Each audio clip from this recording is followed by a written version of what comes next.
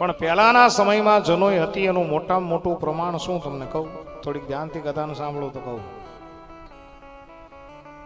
આપણા સમાજની અંદર કોઈનું મૃત્યુ થાય અને કાંધ દેવાની હોય ને એને જનોઈ પહેરવી પડે. આ મોટામાં મોટું પ્રમાણ છે કે એ જનોઈ પહેર્યા વગર કાંધ ના આપી શકે.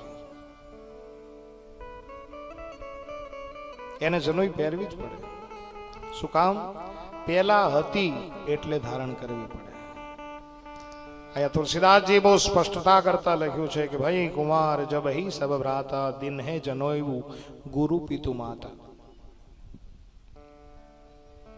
માતા પિતાની હાજરીમાં દશરથ મહારાજ અયોધ્યાના શ્રેષ્ઠી માણસોની હાજરીની અંદર ચારે ચાર દીકરાઓને જનોઈ દેવાણી છે.